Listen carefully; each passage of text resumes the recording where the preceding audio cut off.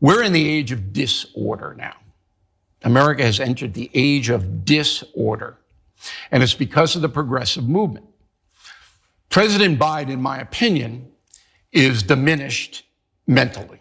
Yes. Doesn't know what he's really doing from day to day, and you can see that in his public statements. Pretty evident. Yeah. Right.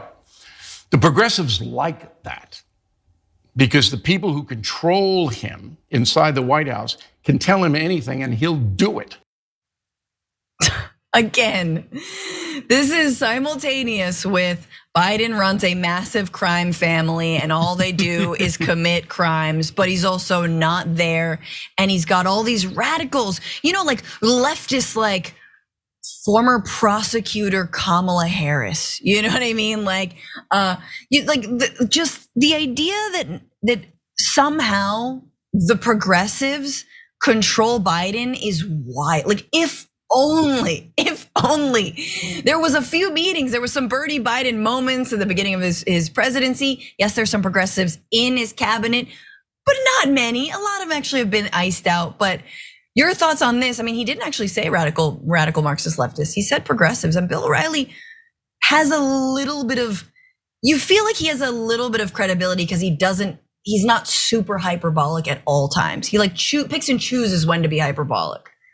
I think it's obvious, to everybody that clearly Biden is being controlled by the progressives, which is why we have the universal health care plan that he just implemented yesterday.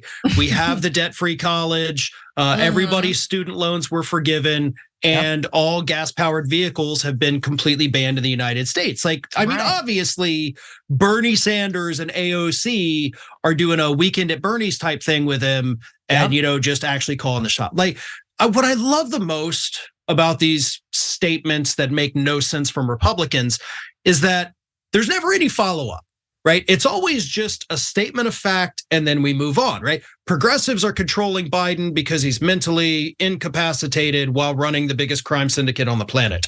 And then blah, blah, then let's talk about that. No. Back up a little bit there. What progressive things are happening right now outside of the scope of what President Biden would have ordinarily done?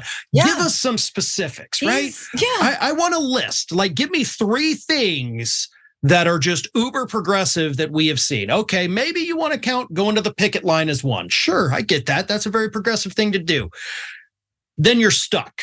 That's about it. Yeah, you got the one. The rest of it is just ordinary stuff. And the rest of it is stuff that he actually promised on the campaign trail. And if anything, he's walked back from his own promises on the campaign trail, like many politicians do. He walked back from his own plan, Build Back Better, thanks to Joe Manchin effectively tanking it, right? He had to redirect and pass the Inflation Reduction Act. And there was some sweetheart deals in it for Joe Manchin himself. But that is the most so-called radical thing, again, which is a far cry from what he initially and wanted to deliver on. So, nah, man, unless you count Joe Manchin and Kyrsten Sinema as part of the progressive movement, which we all know is a lie, then they're trying to float yet this ridiculous narrative. But interestingly, he had some choice words for Donald Trump and his many indictments. Obviously, he thinks it's a political prosecution, but he does, specifically on the documents case, have some thoughts for what the former president could have or should have done. American people know the fix is in. Now, that doesn't excuse Donald Trump for taking the documents. I don't know why he took the documents. He's never going to read the documents. Why did you take them? And when they asked for them back, why didn't you just give them back? Just make a copy of them if you want to write a book or whatever and give them to the archives. He's annoyed. It didn't feel like it. Yeah. I don't know. The best part about this clip is Tucker Carlson responding. I don't know, he's annoyed, didn't feel like it. Trying not to burn his bridge with Donald Trump, because Trump is probably watching this.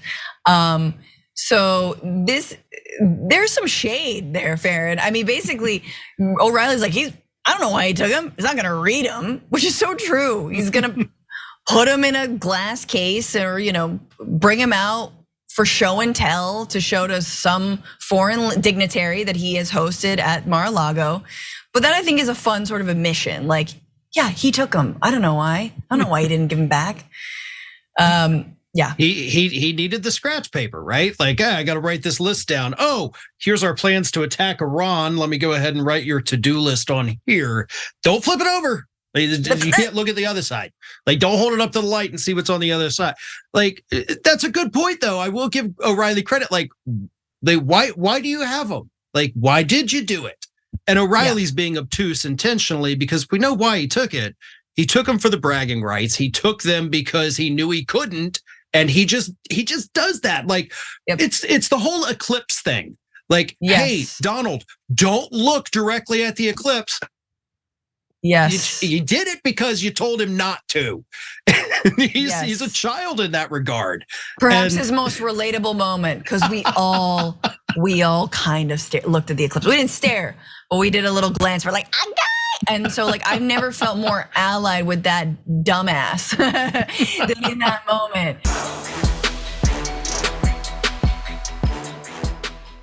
For more political news breakdowns, interviews, stories of activism, and me trying my hardest to care about the occasional big celebrity news story, subscribe to our YouTube channel at youtube.com/The Damage Report.